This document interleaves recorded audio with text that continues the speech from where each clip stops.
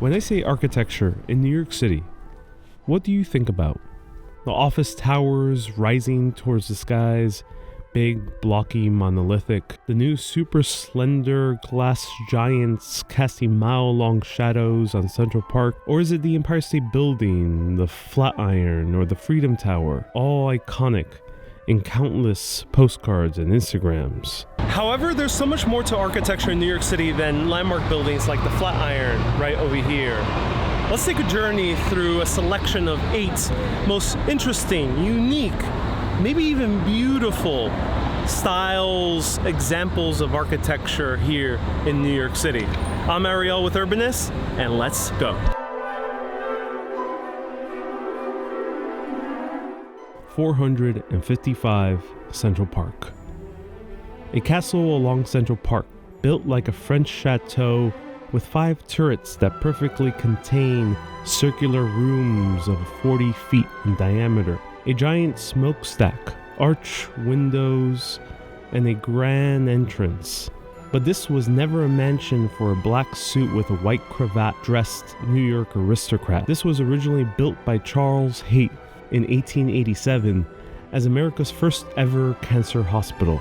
Its luxurious design was meant to lure in wealthy patrons to keep the hospital afloat. At first, it worked, gaining the patronage of industrialists such as John Jacob Astor III. The perfectly circular turrets were built because at the time, the medical field believed that corners and uneven ventilation could harbor disease. Also at the time, they weren't sure if cancer was contagious. However, under the billowing smokestack that was used to burn bodies of the deceased, the French chateau along Central Park West started feeling more like a French prison and gained the nickname the Bastille. The hospital struggled to keep running, and in 1939 the location was shut down. But in New York City, no overly extravagant Gilded Age building stays vacant for too long. In 2005, the former New York City Cancer Hospital became the condominiums at 455 Central Park West, with units selling for more than $7 million.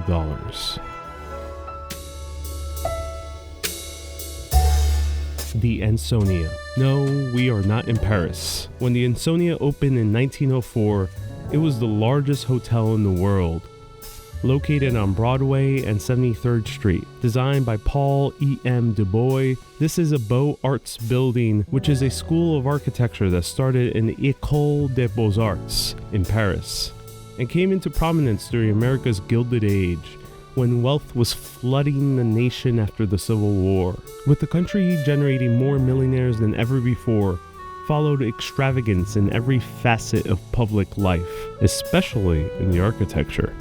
3,000 rooms, giant bay windows facing the growing skyline, a mansard roof, round corner towers, and demonic beings sculpted onto the facade, providing protection for some of the most notable figures in history. People like Babe Ruth, opera singer Enrico Caruso, and Igor Stravinsky have called the Ansonia home. In the late 1970s, as New York City experienced economic collapse, the hotel turned into an infamous Plato's Retreat, a swinger sex club known for orgies and cocaine-fueled dance parties.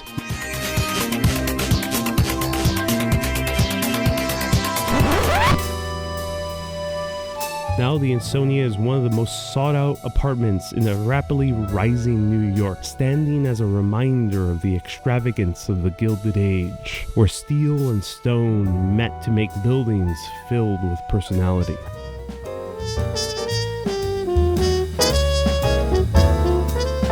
Hearst Tower. In New York City, the classical and modern coexist together, standing side by side, making this city feel vibrant, both with a long history and a bright future ahead. Unlike many of the famous cities in Europe, which are frozen in time, New York City is still growing and pushing the envelope with architecture. However, the Hearst Tower, located at 57th Street and 8th Avenue, combines the old with the new. The first 6 floors were commissioned by William Randolph Hearst, a ruthless media publisher who served as the main inspiration for Citizen Kane. Built in 1928 and designed by Joseph Urban, the cast stone facade was meant to be the base of a skyscraper.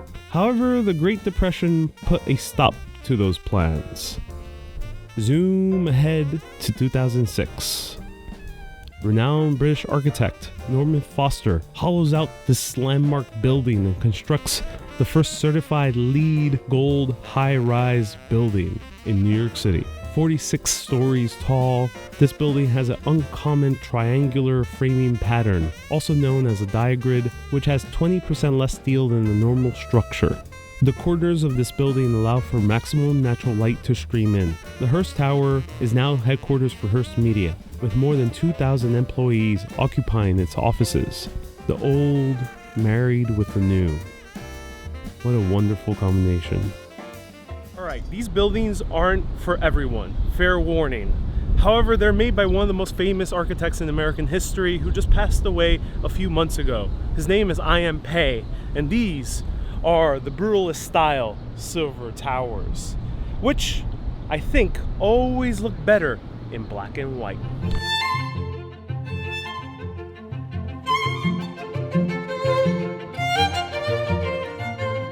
Silver Towers. Located in Greenwich Village, I.M. Pei and James Ingo Freed built these three 30-story towers in 1967. With a sculpture in the courtyard called Bust of Sylvette, created by Carl Nessejar and Pablo Picasso. This type of architecture is called brutalism. It's a sharp contrast from the ornamental Beaux-Arts architectural style as we saw with the Ansonia, vying instead for geometric design and bare concrete. There are clean slates in the previously ostentatious cityscape. Raw, honest, and did I mention beautiful in black and white? Especially when the sunlight hits directly upon the windows that are deeply recessed into the load-bearing grids of 4 and 8 bays on alternating sides of each tower, all surrounded by a 22-foot wide blank concrete sheer wall. The towers were positioned in a way to maximize views of the surrounding skyline and to be away from the surrounding streets in order to reduce noise. However, an equally controversial building of a very different style is only a 20-minute walk away to the West Village. Palazzo Chupi. In 1987, artist Julian Schnabel was introduced to a 3-story building in the far West Village, which was originally built as horse stables. He immediately fell in love and purchased it for $2.2 million. However, in 2005, Schnabel started construction on turning this former horse stables into a Venetian palazzo. He kept going higher and higher until reaching 5 grand palazzos donned in a bold pink color. Many members of the community protested this construction. However, its height reached above most of the surrounding buildings, and the style was wildly different from the Greek Revival townhouse and cast iron industrial buildings surrounding it. Nonetheless, the Palazzo Chupi was completed, named after the pet name Julius Schnabel had for his wife, based on the Spanish lollipops Chupa Chups. Today, the palazzos go for anywhere between $15 to $32 million. 41 Cooper Square. On the other side of the village is a breath of fresh air, a building that elegantly curves above the constant stream of pedestrians. Designed by Thomas Maine, this is a grand expansion for one of the most prestigious architecture and art universities in the nation, Cooper Union. A 150-year-old institution, its main building situated across the street represents the university's past. And this, 41 Cooper Square, is its future. The exterior has a semi-transparent layer of perforated stainless steel that provides cooling during the hot, humid summers and retains heat during the cold, harsh winters. One end of the building is more geometric And as you stroll along this temple of learning, the building transitions to being more loose and interpretive. The middle section that is open to the elements is the atrium, where natural light spills in and fills the entire university building with light, making this building the most forward-thinking and environmentally friendly design for any learning institution in New York City.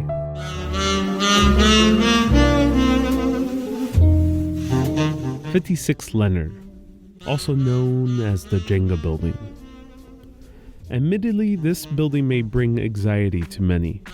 The floors at the very top counterlever up to 20 feet above the city. A crisscross of glass and concrete, with no two concrete slabs being the same dimensions. Hence where the name Jenga building comes from. Named after the popular game where the person who causes the tower of wooden blocks to fall loses the game. However, this building stands in a plot where height restrictions were exempted, granting this building unbeatable views of downtown Manhattan. With a width to height ratio of 1:10, this is one of the first buildings to kickstart the super skinny skyscraper movement. Designed by Swiss architectural firm Herzog & de Meuron, there are only 145 apartments ranging from $3.5 million for a studio to $50 million for the penthouse. Despite this building looking dangerously unstable, there's anything like it in New York City.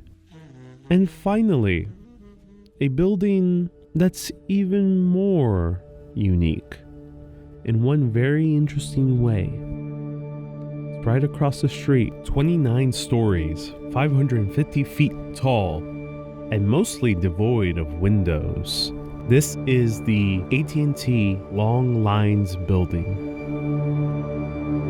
This building is so mysterious that the world-famous actor Tom Hanks, who lives nearby, once tweeted, "This is the scariest building I've ever seen. What the F goes on inside, Hanks?" Well, officially this building was designed by John Carl Warnecke in 1974 as a skyscraper to be inhabited by machines. Its massive slabs of flame-treated Swedish granite giving nothing away about what lies inside.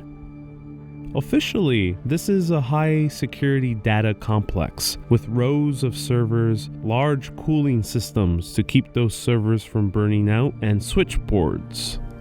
Lots of switchboards.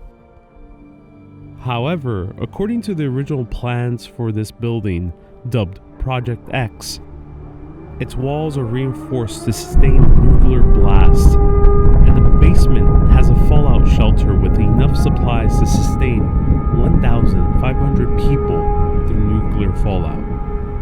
But things get more interesting in this building that disappears into the dark with no windows to show twinkling lights in the night. Back in 2013, the classified National Security Agency documents leaked by Edward Snowden revealed that this building was codenamed Titan Point, and it was being used by the NSA to conduct surveillance on countless calls routed between the US and the rest of the world, which resulted in a massive public outrage for AT&T, the current owner of this complex, and other similar companies for aiding the US government in illegally spying on its citizens. Nonetheless, this building blends into the skyline, not usually noticed by neither tourists nor locals alike. On the 10th and 29th floor, there are a series of large protruding ventilation openings looking like deep, dark caves in the sky, standing ominously as the most secure high-rise in all of America.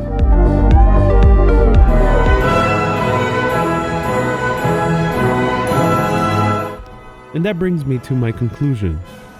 When you are in New York City, be sure to look up, because these 8 buildings are just a selection of what's amazing in New York City when it comes to architecture.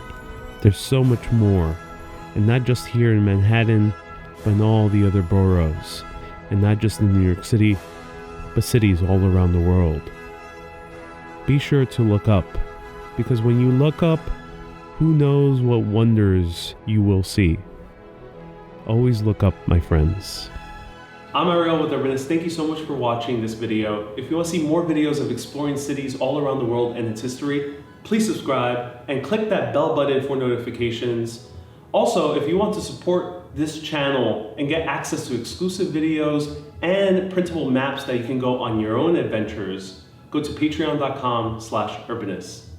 Keep being awesome and always keep on exploring.